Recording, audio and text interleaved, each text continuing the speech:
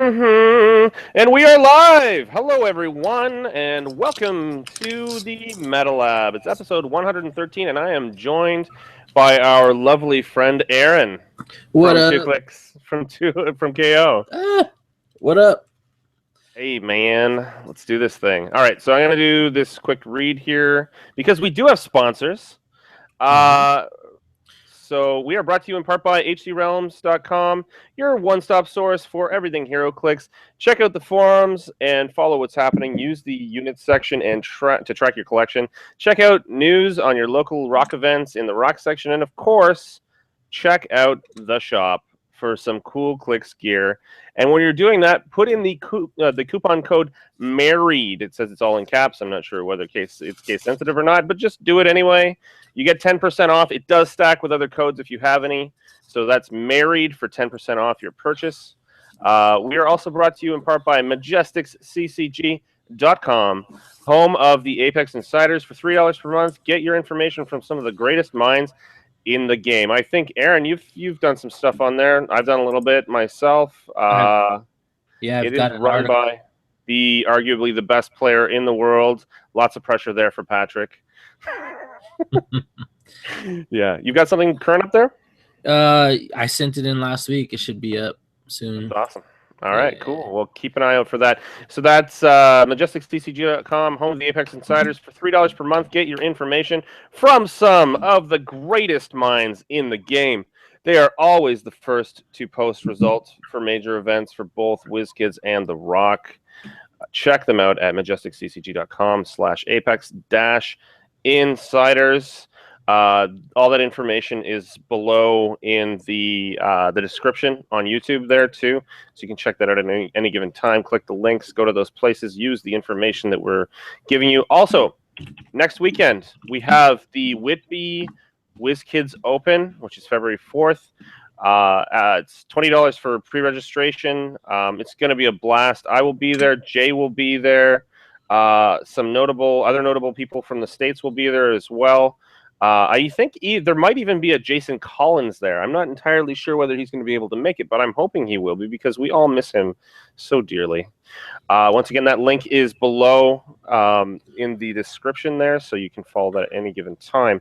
We also have a subreddit and a Patreon account. $5 or more gets you some rewards on Patreon, so please do support our channel, and we'll continue to bring you some wonderful, wonderful content. Let's see here. On to the weeks in review. Aaron, what'd you do this past week? What did I do this past week? I did a lot of messaging about Heroclix. I helped out some people with some teams for the upcoming WizKids Open that is this weekend. Yeah. Is it? Yeah. San Diego's this weekend. Oh, cool. I believe Reno's this weekend too. I got a new mic. Just came in today, so you guys sounds good. Let me know how it sounds. What else did I do? Shipped some figures out. Forgot to put stuff in there, so I got to ship more stuff out. There goes all your profit. Yeah, I wasn't profiting anyways. I was helping out Ryan from Glass Cabinet. Oh, great. Yep, and I had a show with Patrick yesterday, and we went over a little bit of turtle stuff, just probably really just two figures that I think are pretty dang good, and then that's really it, man. Oh, cool. Did you manage to play any Heroclix? No, I did not. I had like 3 or 4 events in February coming up, and then possibly Chico's ROC on March 3rd or 4th, whatever it is, and then Majestics. Speaking of that, I actually think you're going to be able to see the tokens that I designed in that as a prize from that rock. Sweet, because I did this year's objects, so you see some of that stuff. Yeah, Dragon Skull. So yeah, I've got a lot of clicks coming up, not a lot played. That's fair enough. What's the next event that you said you were going to be appearing at, so people know where to. So the next event I have scheduled, we're working on putting together a qualifier for the Chico Super Q. so that's kind of in the works. But the next event will be at Hobbytown, USA in Fresno, California. It'll be, I believe, February 13th is what's the date? Maybe it's 12th. Any idea what you're going to play? You're going to let It's people know? it's like a couples theme. So it's February 12th. So it's like a couples theme. It's like 600 points, Golden Age. Probably gonna play a bunch of couples from the Ultimates comics. Oh, that sounds like fun. Yeah, Awesome, man. should be fun. All right. As for myself, I ran a tournament on Sunday. I won it. That's very colludey, I know, but it was a prep for this coming weekend's WKO. And I played with some self-disgust involved, Faust and Jakeem Thunder with Pandora's Box, 2 relics, both possessed and with the level 7 ID card. And what was the other ID card? Oh yeah, Superman with Superman Blue. Wait, like you couldn't fit like a Quinjet or anything on top of that? I mean, no, I hate the Quinjet so much. oh my gosh, Too much inventory. I don't like that. It doesn't fit with me. You know, it's a lot to it is. unpack. I like the idea of running a team that it's somewhat complex. Like there's a lot of picking involved at the beginning of the turn for this team. Yeah, But it's a relatively simplistic team with enough shenanigans. Well, obviously it's got fast to cause some problems and then some major power to be able to punch it through. But simple enough that I have practiced it and I know how to play it, and so I can pay attention to what you're playing. nice. Okay, so moving on from there, we have some previews to go over. I'm going to share my screen, and we're just going to go a little bit back and forth with this stuff as usual. I will start here with Mini Shredder. Let's see, share screen. Chris Stockhouse says he just got the new Meta Lab stamp in the mail today. It's waiting for Jay when he sees him in Michigan. Oh, nice. That's awesome. That's wicked. Yeah. All right, so here we go. We got Mini Shredder. I'm pretty excited, actually, about this little guy. He has the Foot Clan TMNT villain, monster, and I'm not sure what that says there. Is that warrior? Yeah, it's warrior. It's Foot Clan, TMNT villain, monster, and warrior. Got it. Okay. He has a couple traits. Mystical Worms, when Mini Shredder would be KO'd for the first time each game. Instead, turn him to click number 4, and an opponent places him adjacent to one of their characters. This can't be ignored, so no pulse waving out of it. We've got Shredder Elite. Mini Shredder can use Sidestep when he moves after actions resolved. Deal 1 penetrating damage to each adjacent opposing character that he wasn't adjacent to at the beginning of the move. That's pretty powerful. And then he has that special movement power, which is where'd he go? Mini Shredder can use Plasticity and Stealth. Now, he is tiny, so Plasticity is a little bit funky there. Well, it helps him break away. It does. Yeah, it does help him break away. And he's got really good stats. He's 90 points. It's pretty amazing. What do you think, Aaron? I think he's pretty good. He's very good, but I really like there's the second trait, Shredder Elite. It's the same trait as the Shredder clone has. It's a rare in the set, and that figures bananas. Has like 3 traits and some really good values. So, but this guy's just talking about this guy. He's pretty good. I like that he's tiny. I like that he has Empower.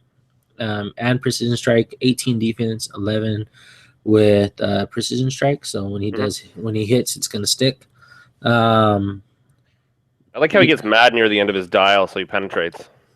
Yeah, but really that I think that the second trait is like a really good reason to play him. Yeah. Oh yeah. The first trait's pretty good because it keeps him alive. He's essentially 11 clicks, 11 clicks long or 12 clicks long, because he can't just be pulse wave through it. But only having toughness, he cannot be possessed. So he's got some limitations. But dude, tiny size indoms that do penetrating damage just by moving sounds good to me. Well worth 90 points. Yeah. Easily worth 90 points. And tiny on top of that increases his defense from range. Awesome. Okay, we'll move on from here to Savanti Romero. Okay. Let's see here. He has the TMNT villain, monster, mystical past, and ruler keywords. He has a special movement power, which appears on clicks 2 through 6. He has a total of 7 clicks. Carry me to safety, Dino. Give Savanti Romero a power action. It's a little bit blurry here. Power action to place adjacent a pterodactyl bystander. If let's see here, if none are on the map, this is a free action instead. You can see here there's the pterodactyl bystander token. Pretty decent. A flyer obviously can carry him around a little bit because he has a foot symbol. And he has, and it has 10 movement on its own, which is great. And I mean, yeah, 9 attack, not fantastic, but I mean, it's a free pog, so that's great. He also has a special damage power, Blackest of Magics.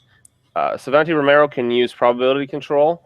When an opposing character is KO'd, place a black magic token on this card. Once during your opponent's turn, you may remove a black magic token from his card to use probability control a second time. So doubling down on the prob there, and that's on clicks 2 through 5. So some clutch prob for the win there. What do you think there, Aaron? Yeah, this guy's pretty neat. You're seeing a lot more token generators and just coming out generally between like Devil Dinosaur, Penguin, this guy, Pizza Face. Some of the fast forces that we'll see some of the figures coming up, we'll see have them. And this guy's pretty good. He brings a taxi to the table. Most of the bystanders that are coming out, they're low movement, low damage. This thing has blades, has an energy shield, so it's an 18 from range. It's a flyer. Can portal him around. It can come out as a free action. This guy's got leadership to help out, with more movement, more actions. So pretty good. My one complaint would be that is on his second click and not on his first click. Tom, I know Tom hasn't been on in a little while. He's busy with some work stuff, but once he's back, I'm sure he would attest to disliking needing to activate him in order to get to some of the juicier powers. Yeah, I think that's fair. And it's it's really relevant.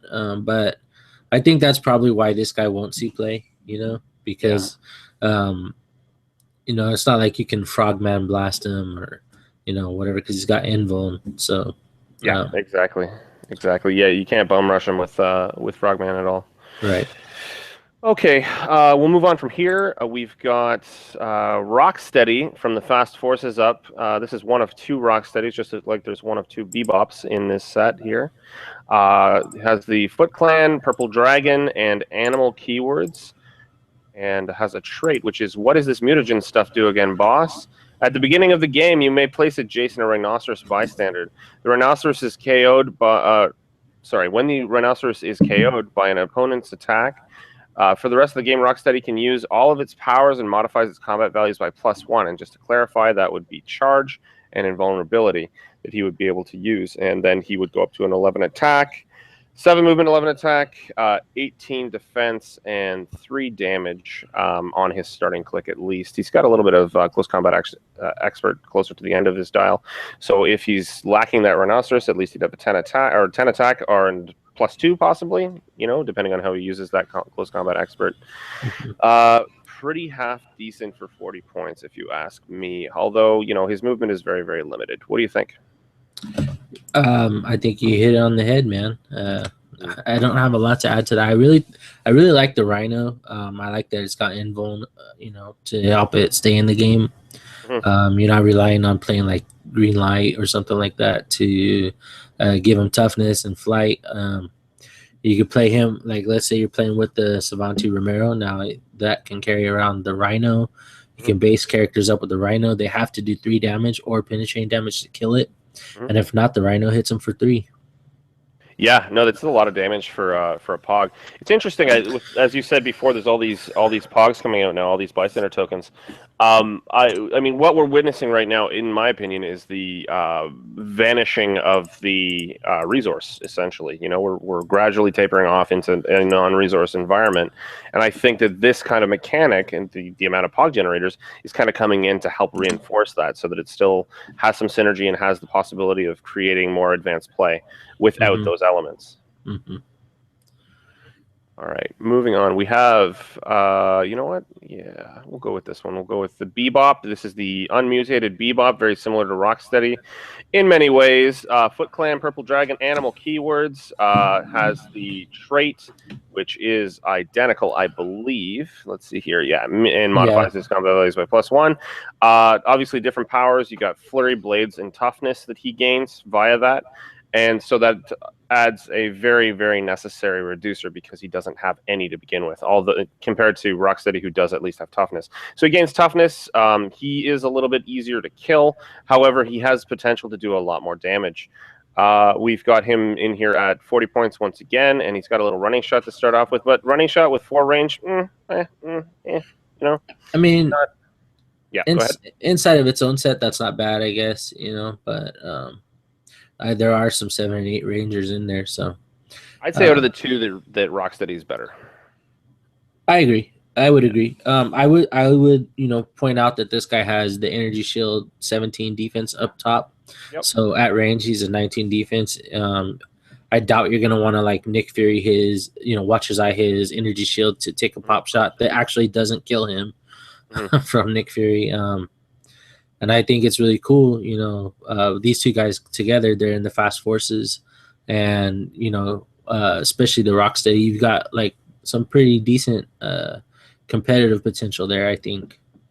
Especially at like an entry point. If you're entering into competitive play, you don't have to go back and buy, you know, Devil Dinosaur or Penguin Super Rare. You can get the fast forces. These guys can kind of get you into learning that that tactic, I guess. Absolutely. Although the Penguin Super Rare actually pairs really well with them because they both have 17 defense to start, and as we know, Penguin Super Rare has 18 defend. Right, so but you're right. It's not necessary. Yeah, if you want to see if the bystander strategy is for you, like it's something you'll be comfortable with playing, then you can pick up the fast forces for, you know, between $12 and $17, depending where you buy it, and then you could say, okay, I kind of like this. Now, what other guys make good bystanders and do it efficiently, and then you can go from there. Yeah, absolutely. Moving on, we have Leonardo from the Fast Forces as well. Obviously, we're going through the whole Fast Forces right now. He has TMNT, TMNT Ally, Animal, and Martial Artist keywords. He has a trait, which is a unique modifier. It's called Be Eternal with the Plan. Adjacent characters named Donatello, Michelangelo, or Raphael modify their attack value by +1. I'm pretty sure we're going to see very similar things in the other ones. Let's wait and see. He's a dolphin. Surprise, surprise. This is the 1987 animated series version of Leonardo. He's got a little leadership. He's got some blades, which makes a lot of sense because he's holding blades. What do you think? I mean, look at that click 5. That's nice, but outside of that, he's gonna die before he is useful, most likely. Yeah, I would agree with that. Yeah, he's pretty easy to take down. For 10 points less, I'd much rather play Rocksteady. For sure. Yeah, I agree. Moving on, we have Donatello, TMNT, TMNT Ally, Animal, Martial Artist. Once again, unique modifier, same as Leonardo, except it's called Prudently Cautious, and it gives them +1 defense. So first was attack, now is defense. I see a pattern. He's got a little stealth, which is really nice, and yeah, Quake, whatever. Outwit's always good, and you know you want to see Outwit on Donatello because it's very themey. What do you think? Yeah, I like this one a lot better than Leonardo. Number one is Mikey, or not Mikey. It's not Mikey. It's Donatello, and he's my favorite. So I know a lot of people jump straight to Michelangelo or Raphael, but I go with the nerd. But 18 defense for 50 points without wit and stealth is pretty good. I mean, think about it. A big reason people play Nick Fury is watch his eye. If you can get Donatello in there, he's probably going to be mostly ignored by Nick Fury. He can get in there. He can outwit the Watcher's Eye, assuming Nick Fury is not in stealth. And, you know, maybe you can go to work on him. I agree wholeheartedly. Moving on, we have Michelangelo. TMNT Ally, Animal, Martial Artist. And you know what? I'm going to stop right here because I forgot to remind people that if you're putting a question in on YouTube in the chat section, please put in caps the word question in front of it so it's easier to find. Right. That is very helpful. Also, remember to get all your questions in because we will be going through each and every one of them. So back to Michelangelo here. This guy was my favorite when I was a kid because his name is Michelangelo and my name is Michael. Really, really simple. Nothing that advanced there. And he's orange. He has the orange headband, and I have orange hair. So, you know, he was the most likely. And I'm a dumbass. No, I'm just kidding. We've got his trait, which is boundless enthusiasm. Once again, unique modifier. Adjacent characters named Donatello, Leonardo, and Raphael modify their speed value by +1. Perplex in there. What do you think? It's not bad. Not as good as Donnie. Yeah, it's not as good as Donnie. I mean, he can get the 18 defense with his own perplex, and he's got super senses, so he's got a way to stay alive. Hey, there's Facebook. Oh my goodness. He's got a way to stay alive, and I don't know. He's okay. Not my go-to 50-point perplex. I mean, for 50 points, I'd probably play, one of the Ant-Mans that can morph. Personally, but he is boring to me. Yeah. So we've got Raph. Yeah. Well, I mean, as we know, there's usually one gem in the pile. Sure. You know, you buy Fast Forces for one individual piece. Like, for instance, in the Sinister Syndicate one, you've got the Kingpin. Right. Because of his special ability. Plus he's 50 points for 11 attack, and then the special Sinister Syndicate ability. Right. So we've got Raph here. Raphael, TMNT ally, animal, martial artist again. Anger issues, unique modifier. All the dudes get +1 damage. Imagine that. He's a little better than Mikey, I think. I do like the fact that he has combat reflexes. He's meant to be played up close. He's got an 11 attack, which is actually ideal in this particular case. Once again, 5 clicks for 50 points, 10 points a click. What do you think? I think he's decent. He's the only one that has any sort of move and attack topped out. Mm-hmm. So having an 11 attack with exploit weakness is pretty good. Right. Ideally, he'll be up close, so he'll be an 18 defense. And if somebody tries to just chip shot him, he can get a flurry blades, and that'd be nice. Absolutely. All right, now we have left the Fast Forces behind, and we're going into Sliver. I'd never seen this character before. Sliver is TMNT villain and animal. He's got a trait which is Cruel Teachings. When a friendly character attacks and an opposing character is KO'd or takes 2 or more penetrating damage, after actions resolve, heal the attacking character of 1 click.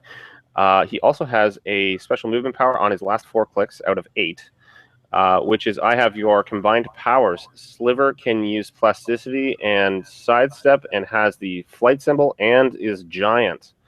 Or has the giant symbol. Pretty decent dial looking at it, but he is 130 points. What do you think, Aaron? What's your breakdown here? Yeah, if I was playing against him, I'd just try and kill everything else. Mm-hmm. Probably leave him alone, to be honest with you. Mm-hmm. Last thing you want to do is knock him onto click 5 through 8, especially click 8 with the 12 attack. But even then, he's only got sidestep. He does have 5 range, so that can be kind of sneaky. It's a very stick and move. Yeah, I don't know.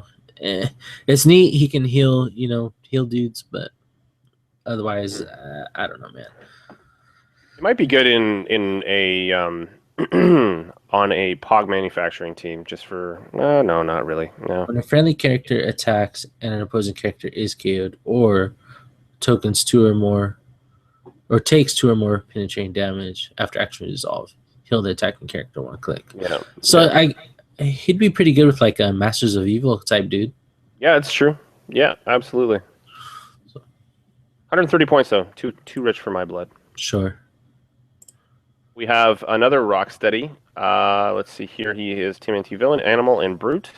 And he has a stop click. And it's mid-dial, as we've seen before. This is on click 6 out of 9. 9 clicks for 70 points. Look at that. Mm-hmm. Stop. That big old keyword. So that means it can't be ignored and cannot be outwitted. For the rest of the game, or countered. Cannot be for the rest of the game. Rocksteady can't be healed. So double-edged sword there, especially since there's no power beyond that on it. There's no super senses or anything. Right. And the dial is thick with powers. He has a little running shot to begin with only 4 range, so not the best, but at least has some perplex to start with. And it's nice to see the last 4 clicks have support on them. So he stops, and then he can actually do something for the rest of the team, which is great. Yeah, I think this guy is kind of a garbage fire, though. I mean, he's got running shot with 4 range, 4 movement. He's got perplex, so that sounds nice, right? But he's only got it for 1 click. Most characters can do 3 to 4 damage. If you hit him for that, he's going to 6 movement, sidestep, and empower with like a really low defense. And then at some point, whenever you feel like, you can hit him to his stop click, and then if you can do the 4 damage, just push him through because he has no other reducer. Now, if you wanted to entity him up or something, maybe you could find something there. Click 6 on Eclipse on Brainiac could probably get a little interesting, but I don't think this guy is worth the investment. All right, we have yet another Rocksteady. It is the main set version of his non-mutated form. He's got Foot Clan and Purple Dragon keywords. Has the nice trait of volunteer to become stronger. When Rocksteady KOs an opposing character, rolls a critical hit, or is healed. After actions resolve, place a mutagen token on this card, and you may roll a d6 that can't be re-rolled. If the result plus the number of mutagen tokens is 7 or more, replace the character with a character on the same click number. Named Rocksteady with a point value of 100 or less, then heal that character 1 click. I mean, yeah, that's never going off. No, I mean, at least he's a stealth buster. Yeah, I mean, with 4 range. So he can shoot Donatello. Yeah, good stuff. That's awesome. All right, cool. Well, that brings us to the end of our previews for today. Yay! Yay! I know that there were some others that were unofficially previewed as well, like Worm and stuff like that. They're all, there's a fair number of them that are noteworthy. But we will preview them when the official previews come out, if at all. When does the set come out again? Isn't it Wednesday? Yeah, this week. Perfect. Tomorrow night, maybe. Yeah, tomorrow night in some places illegally. That's awesome. I mean, tomorrow night. And there's Facebook again. Do you like that? All right. Yeah. I'm gonna stop sharing the screen here. I was just checking in on the chat. We got some questions coming in, so that's good. That's awesome. All right. Well, we do have a bit of a debate that we were talking about doing. Let's see here. Going back. So, for lack of a better Tom, we're going to make this quick. We're just going to have it go back and forth a couple times. So we'll have 60 seconds to debate the topic each, and then we'll have 30 seconds for a rebuttal with a 15 seconds closing statement. Really straightforward. The topic itself was created by Jay. Unfortunately, guys, Jay couldn't be here tonight. He's actually sick, so, sucks to be him. That's how you know you're a good friend. Yeah, exactly. Yeah. It's you failed it. You failed us today, Jay. Should one use a figure that is almost universally deemed as unfun? But is unfun. The unfun. The unfuninator. UNFUN. Yes. But is effective or taking the moral high ground and play for the greater good at the risk of losing out on big prizes and prestige, quote unquote. So once again, should you play some unfun crap or should you take the moral high ground?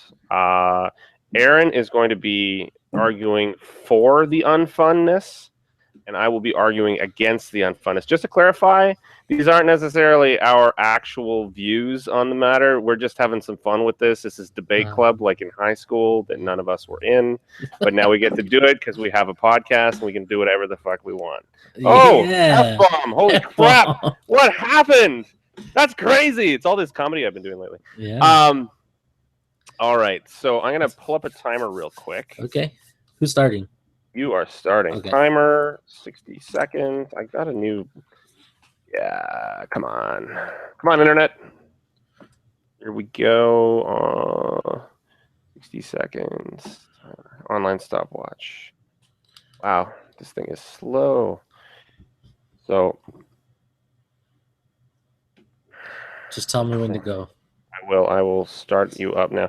So here we go. 3, 2, 1, go.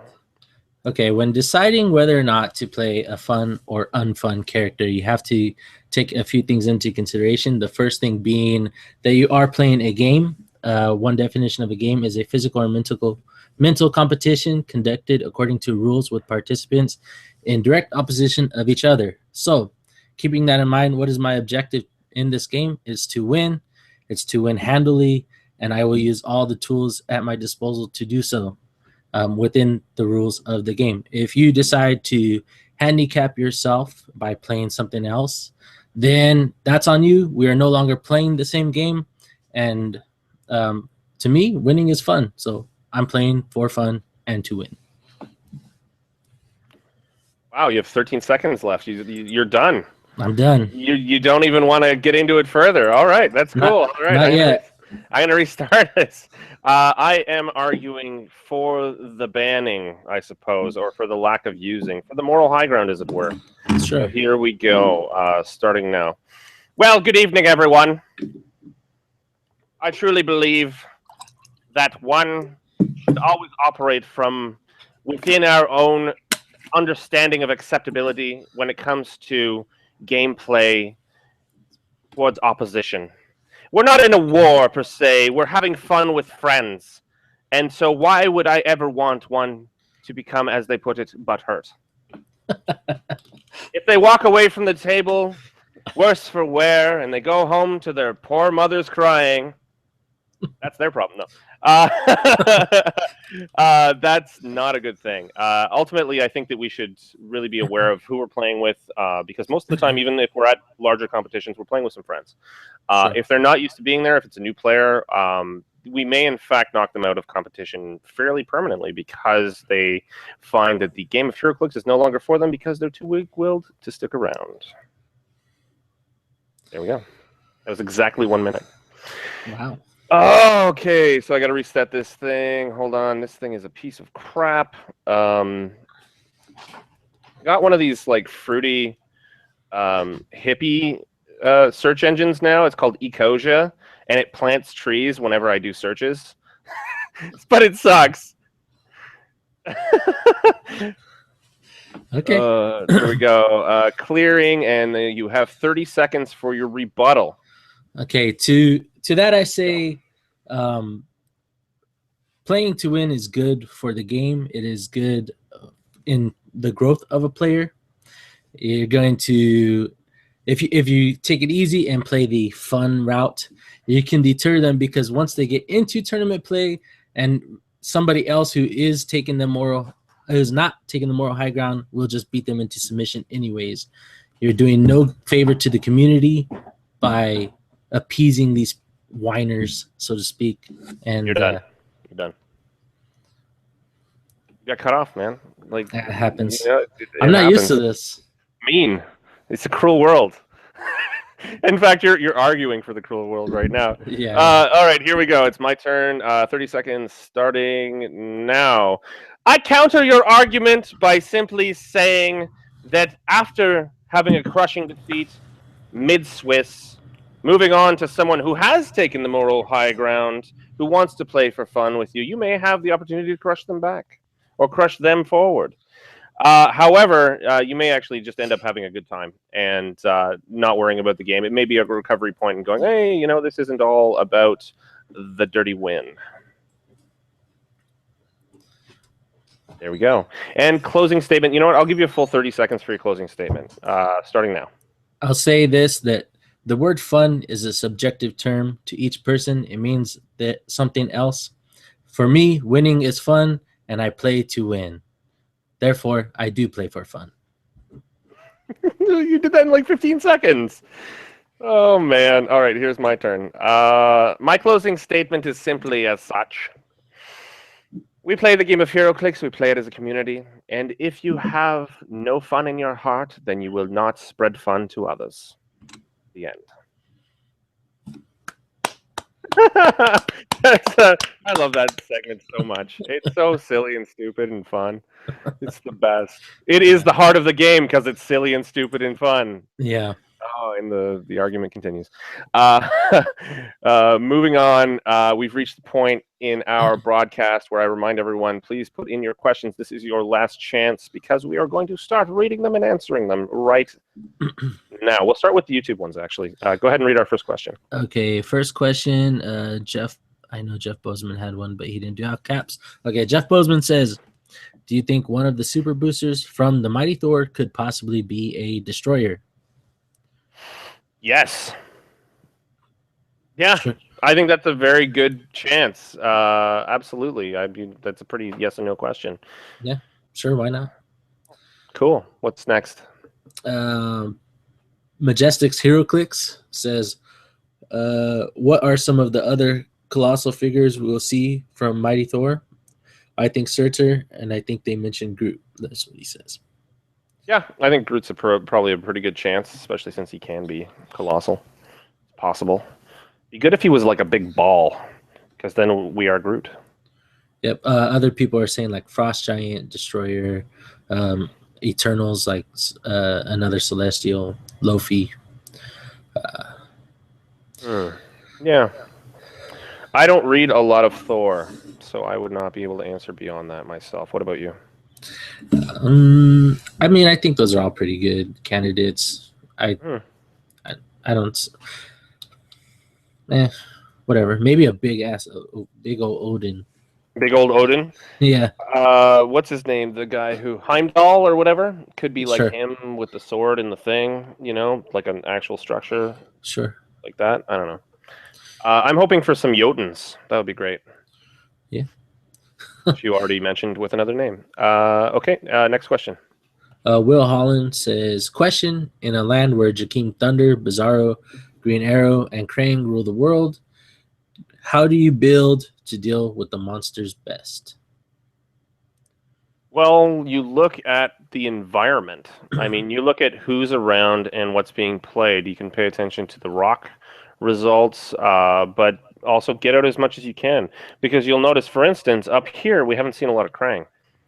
I don't know why. Everybody's got them. Maybe because people just don't want to play really simple stuff. I don't know.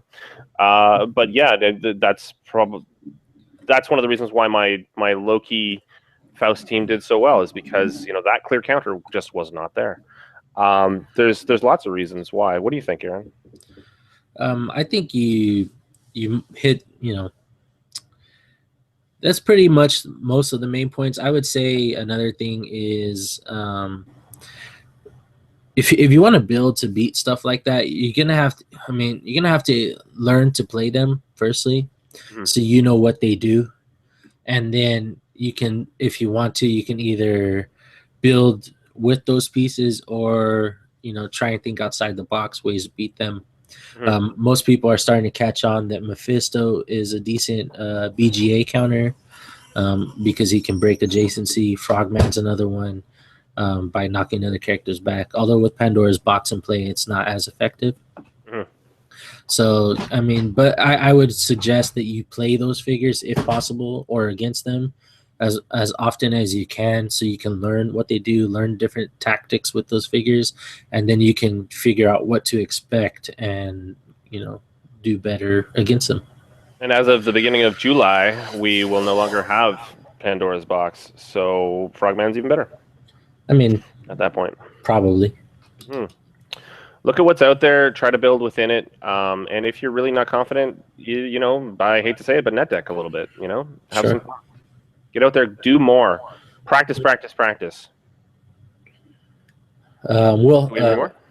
KJ Foster says, "What are your thoughts on the U.S. Nationals being held again at Origins?" It's fine. It's really close for me. I don't know. It's fine, I guess. It's convenient for people, like one thing Stephen Chang, who won the Sacramento WizKids Open in November, was saying was, if he had to choose between going to Origins and going to Nationals, he's going to go to Origins. And and even then he might not go because he doesn't know if it's worth it. But having them both at the same spot, he can do nationals, probably be in the top half, and then move on to worlds. And then the way they did their point system is pretty neat, so that kind of helps. But I don't know. There's that, but on the other hand, I don't know. I feel like they could do their own event, somewhere outside of Origins. I don't know why they even, feel like they have to be at these conventions for their big events. But that's another topic. It's like a multiple incentive thing, I think, because not everybody makes it into the top cut. So what are you going to do outside of that? Go do battle royals or go and enjoy the rest of the convention? Sure. For me, it's a 7-hour drive. It's great. It's really convenient, and I actually already have my Airbnb booked for this year, so I will be there for sure. But I mean, do you think they want you to go look at the rest of the convention? No, they want you to sit there. No, but it's still an incentive, Like it's something. It's like, okay, well, you're here, and rather than you just getting all, butthurt if you don't win, if you don't go through to cuts. And you can go out and do other things because not everybody wants to play battle royals. I actually don't enjoy battle royals that much. I do, I want some of the prizes, etc., and it's fun for the social aspect, but it's not my preferred method of Heroclixing. Okay. Yeah. Pat says it cheapens nationals. Yeah, Pat says stuff. That's okay. Yeah. We love him. And then he says, "Worlds will overshadow it. Just ask Scott Crampton." Yeah, absolutely. That's funny. And Chris Stockhouse says Thor's Chariot 2.0 would be could be a close. Oh yeah, that's a good idea. Yeah, bring that back. They could even, I hope that they would make a new sculpt, but they could even rehash it with a new dial. That'd be kind of neat. Yeah, I mean the sculpt wasn't that bad. So it's a nice sculpt. Yeah, it's beautiful. I wish I had it actually. It's one of those shelf pieces that I think every self-respecting Heroclix player should have. Yeah. Okay. Are there any more YouTube comments or questions? Nope. All right. Well, we will get into the Facebook questions then. I'm just going to hit quick refresh. This was the cutoff for questions. And we have, let's see here, 5 hours, 48 minutes, 40. Okay. Mike Backley asks, in brackets, it says, not sure if you guys already talked about this, so if you did, feel free to skip it. Well, I'm reading it anyway, because we love you, man. Recently, there was an image going around the groups about various other prize figures for 2017, including Spider and Carnage, Bebop, Rocksteady, Zeus, and more. Of these new figures, which are the most anticipated? Which ones are you most anticipating and or wanting to know more about? Also, WizKids unveiled a Superman versus Muhammad Ali pack. Are you anticipating getting that or skipping it? Keep on rocking. Thanks for your question, Mike. Aaron, what do you think? The most anticipated by me is the Superman Muhammad Ali. I mean, he's the goat. He's the goat. He is the greatest of all time. I gotta get that, and it comes to the little boxing ring. That's so baller. I'm not gonna dig it out right now because it's upstairs, but I have the oversized comic from the 70s. It's in really bad shape, but I had to buy it anyway. I don't care. It's so cool. That's the Muhammad Ali versus Superman, which is an interesting comic because if we have any sense, we know that Superman loses his powers for it. And don't they go to like fight aliens after like mid boxing match? It's pretty save the day. It's pretty messed up. Yeah, absolutely. I'm actually most looking forward to, outside of that, I'm most looking forward to Spider Carnage. It just sounds awesome to me. Sure. And I'm really excited that we have so many cons this year. There's more stuff to get. As somebody who has procured most things, it's nice to be able to have to hunt a little bit more. Although that's a double-edged sword for some people because they don't go to events and they have to purchase all this stuff. And these things can be quite pricey. So, what I say to those people is go to events. I mean, it kind of depends because, it's always more fun to win these events. But if you're looking at the cost, it would cost me close to the same to buy the stuff I want as it would to fly to the event and go play and maybe get what I want.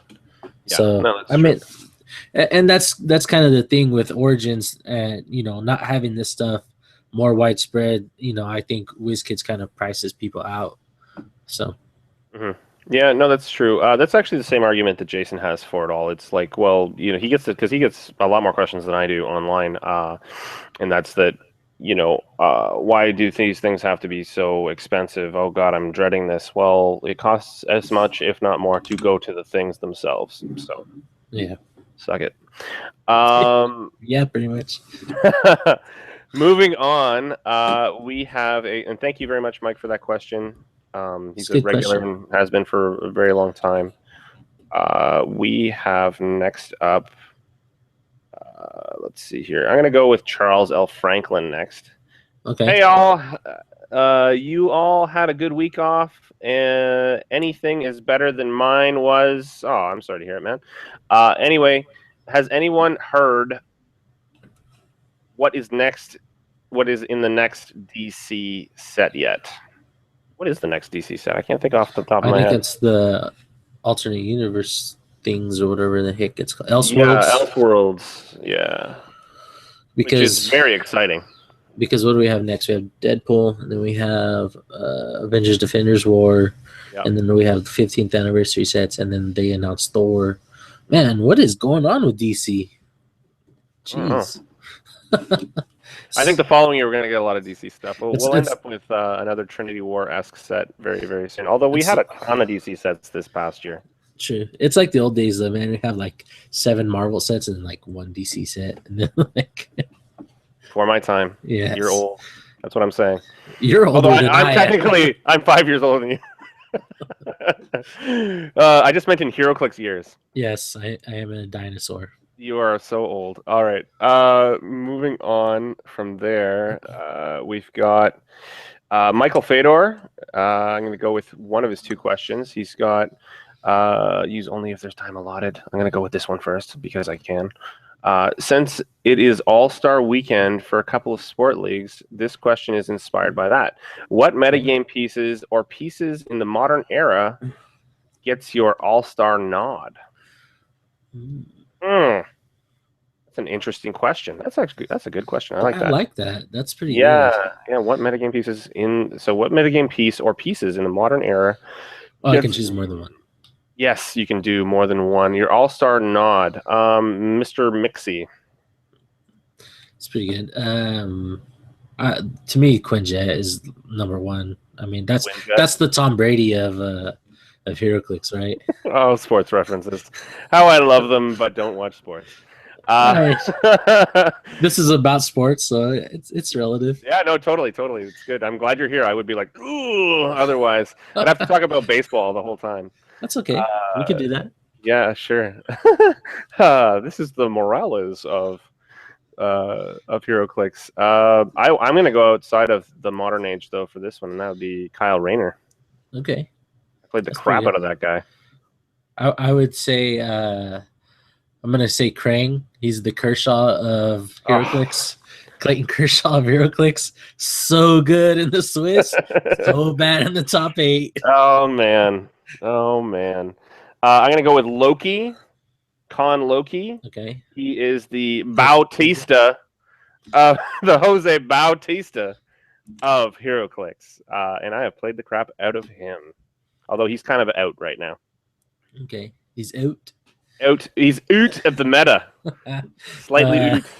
There's too much. There's the Jakeem really just edges him out because it's yet another guy who can actually hit him with Pulse Wave. Okay. Yeah. I gotta say, let's see. Do I want to pick an obvious choice or do I want to pick something else? Be an original. Yeah.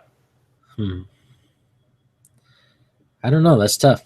Okay, I'm not original anymore. I'll step in. The Atom Colossal. Oh yeah. Okay. Yeah, the Atom Colossal as an on-board or off-board board element, especially if off-board if it's with the Quinjet, which is your favorite, and 15 points of awesome. Otherwise, Yeah, he's like the Rumble Johnson. He just comes in and knocks your team out. And all right, that was quick. All right, I think we've answered a fair amount. Did you have any others you wanted to add before we No, moved I on? mean, there's the obvious stuff. Nick There's a lot Fury's of stuff. type Yeah, stuff. Yeah. Nick Fury. What? Who's that guy? He is the Edwin Encarnacion of. Chase Utley. I'm only saying Blue Jays because I'm from Toronto. You know, like Yeah. that's all I'm going to say. Sure. Although he's now going to be a Cleveland Indian, which is I irritating. know. Fantastic. It sucks. Moving on, we've got. Let's see here. We can put a stamp on it. It's very similar to a question that we already got, though. But a stamp on it for Chris Stockhouse. It's an official episode now that he has asked a question. Super boosters announced for Thor set. What colossal figures do you want to see? Would you care if they snuck a team base into the set as one of the super boosters? So we've already answered the first part of the question. Second part's interesting. So as one of the super boosters team base, would it be good for the metagame to see the reintroduction of team bases? Talk to everyone soon because he's going to see us in Michigan actually in the next little while. What do you think, Aaron? So we sort of answered the first part, but I'm gonna, because he asked what do we want to see, not what do I think we'll see. I want to see a scuttlebutt. That's Beta Ray Bill's ship. I want to see. Oh my god, my dog's going nuts. I want to see that. So like a vehicle would be cool. Team bases would be fine. I'd be okay with that. What was the second part of the question? I'll answer the first part, and then we'll move on to the second part. Okay. I think since we've had time to think about the previous iteration of this question, it'd be really cool to have a larger than life Thor's what do you call it, sled or whatever with the goats, but without him in it. You know, just that as a vehicle. That'd be really cool. Okay. Yeah. All right. So second part of the question is: would you care if they snuck a team base into the set as one of the super boosters, and would it be good for the metagame to see the reintroduction of team bases? I mean, that's fine. You could do something like, the stuff they haven't done for team bases, but like in the Hammer of Thor set, there was the Runaways was one of the little sub themes, so they could do like a Runaways team base. Would be cool. Molly Hayes, Gertrude Yorks, and Old Lace, and Nico Minoru, Victor Mancha, even though I guess he died in comics recently. I don't know. They made a recent one of him too. What was that, Avengers Assemble? Yeah, but I mean, he could be on team base. So. No, that's fine. Yeah, absolutely. So there's a lot of stuff. So let me ask you this then, because you know better than I would. Were there team bases in no resources? Like, did they introduce those before resources, or was it after? I think it was after. It's after. So my one thing is they'd have to throttle team bases because we're going towards a non-resource based meta. Well, I mean, you don't have to make a good team base. It could be just a piece of crap. Yeah. I mean, half of them are pretty crappy. Half of them are pretty garbage. So. Yeah, that's true. Although, like, I would dread to see like a New Mutants team base or a Zombies. Yeah. Sure. In a no resources environment, that would be really crappy. Yeah, Justice League for sure. I mean, we still have resources. You know, Punisher's van. That's not a resource. Yeah, it is. It technically is. It's just, it's not good. Supreme Intelligence. Yeah, you're gonna have the teleporter for a while. I mean, you still got stuff, and yeah, I don't think they've said they're not doing resources. But like Pat touched on our show on Sunday, was that resources kind of keep the game interesting because it elevates figures that don't normally get played, and then and they seem to have gotten more balanced. Yeah, I agree. I think it's nice because they fill in the blanks for a lot of players, which are characters, which is kind of what you're saying, right? Where it fills in, oh, this person has no reducer, so I just normally wouldn't play him at all because he's an easy pot shot. Well, now he has at least higher defenses with Pandora's Box, for instance, or he has the ability to heal himself, or various pieces. We haven't seen any new possessors in a while, though. We're not going to see a lot of defensive power that they can take. Right. So I'm hoping to see. I actually hope that they have resources still. I just hope that they're a throttled version of them overall. Like, because if you look at the power batteries versus I keep going to Pandora's Box or even the Round Table. The power batteries were crazy. They were just insane. If you were not playing a power battery, you just were not playing the game. Right. At that point. Not competitively, anyways. No. All right. Let's move on. We've got a couple questions left here. Michael Fedor has another question, and that was, did I cover everybody else today? I already did Charles. I did Chris. Mike Backley. I did one of Michael's. Okay, yeah. Second Michael question. Hey, guys. My condolences to those affected by terror yesterday. So my question this week is about Mercy Graves, number 14 of the Superman set. Her special damage power suggests when she's within range of Lex Luthor, she gets +1. Gets a +1. Does this still work with President Lex Luthor, knowing other special rules are sticklers for exact names, as the mere title in the name DQs him from giving the +1 to Mercy? Thank you. I don't think he can. I don't think that he get there. She gets the +1. Let me just look it up real quick. I'm looking her up. I didn't see her wording. All in the wording. I mean, if it says Lex Luthor, like friendly characters name Lex Luthor, then President Lex Luthor would not work. No, because it has a different name. Even though it has that as part of the name, it is technically a different name. Right. Let's see. It's an old piece. Though. Yeah, that's pretty old. That's old and the Superman. Yeah, no, that's not gonna work. It's specifically Lex Luthor. So no, sorry, Michael. I know you had one more as well in here, I believe, and that was I didn't want to get greedy. Okay, then, since we've established that the vehicles are characters, may I equip Jocasta to the Punisher van? The van has armor keyword. It's really simple, no. Because it's not a standard character. Yeah, it's not a standard character, and standard characters are defined by the symbols that they have. Just like you can't do it to a duo. They also, well, I mean, it's not just symbols. There's other restrictions, like they can't be a bystander, blah, blah, blah, blah. Yeah. Like you also can't like possess old Golden Age characters because they don't have click numbers. Yeah, very good point. Just ridiculous rules. Yeah, that's I don't even listen to that stuff because it was way before my time, and I deal in the now. You're one of those sell Golden Age stuff, right? Like, yeah, oh man, as soon as the possessors or the entities retired, I got rid of them because they were still worth something at the time. I got rid of some. I still so sick of them. I was so sick of seeing them and using them, even though I spent a lot of time and a lot of love on them. It's just no. See you later. Anyway, that's the end of our questions for today. Thank you, everyone, for watching Aaron and I work our way through all of this material. You can always listen to Aaron on his podcast as well, 2 Clicks from KO. I'm in one episode. When am I coming back?